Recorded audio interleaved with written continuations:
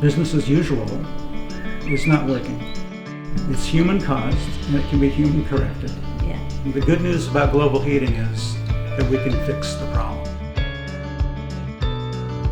I'm Peter. I'm Martha. And we've lived in this home for about 3 years and have done quite a bit to reduce our reliance on fossil fuels, made the home healthier, and reduced costs along the way. So welcome. Yes, welcome to our home.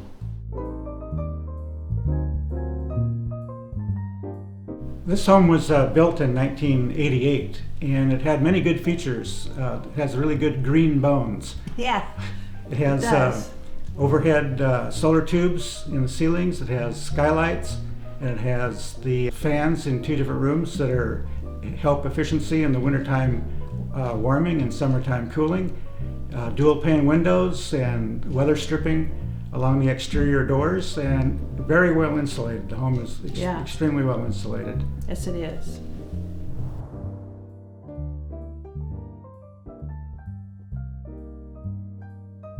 Well, when we got here, we had a gas oven and stove, and we had gas heating and gas water heater too. One of the things we did to change that was to get an induction cooktop and convection oven that are all powered by electricity. And the induction cooktop is a fantastic piece of equipment because with it you can heat things really fast. You have minute control over the changes in temperature, and it's not polluting our kitchen with noxious fumes from gas. When we got our stove, we had to make sure all of our pans were magnetic because other types of pans won't work on an induction cooktop. So we have our handy magnet that we use to see if it will stick to the pan. If it does, then we know it will work on the induction cooktop, like that. Before we moved here, we actually had already bought a portable induction cooktop that we just used for single items, and it is very flexible and we found it very helpful. This is really good for people who maybe can't quite or don't want to change their whole cooking equipment to electric yet. They can use this on a portable basis, it takes up less space, and it's right handy.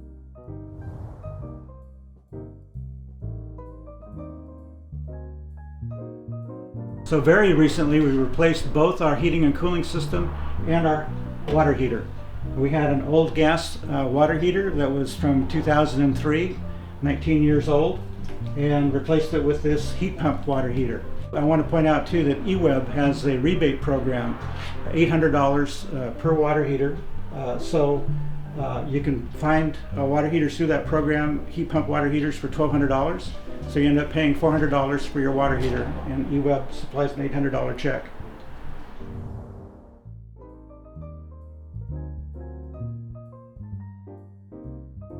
This is the air handler part of the system.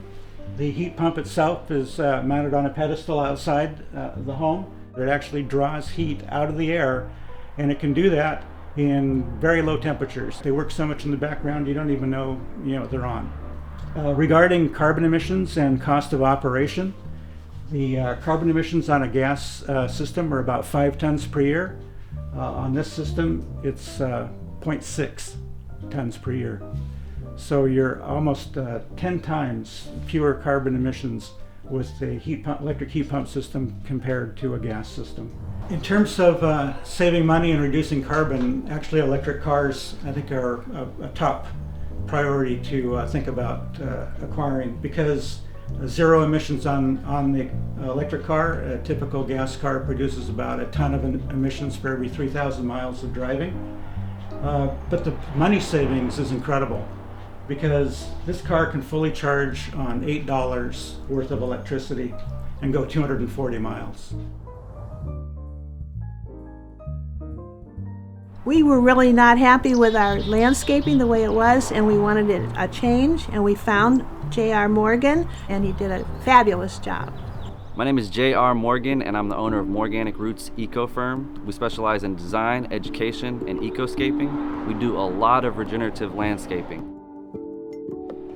Here at Martha's and Peter's house, They really were looking for a place that they could have low maintenance plants, a place that the soil was being restored and improving the health of the soil, and also just having a low maintenance property.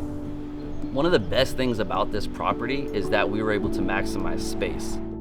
As you guys can see, it's not a very big property, but there's a lot of productivity going on. People do ornamental shrubs or flowers in a place like this. But Peter and Martha, they preferred for this area to be able to grow food. So what we did is we put a garden bed here. And to make it easier to where you don't have to bend over, we have a bench where you can sit and do your gardening. In urban permaculture, one of the main focuses is maximizing space. And in this small corner, this is exactly what we did. Before I came, there was ornamental plants, hydrangeas, and we had to relocate those, and we put in multifunctional plants that are ornamental and edible. This red flowering currant is a perfect example of one of those types of plants. It's beautiful, but then it's also an edible. Right here we have the collard tree, which grows up to 10 feet tall. And this is a great one because it doesn't grow wide, it grows tall, and that helps with maximizing space. Thanks for coming today. We're really glad you're able to be here. We're glad to be able to share with you what we've done and hope that you found some things that might be useful for you in your living environment. Thank you for your time and your intention. Good luck on your journey.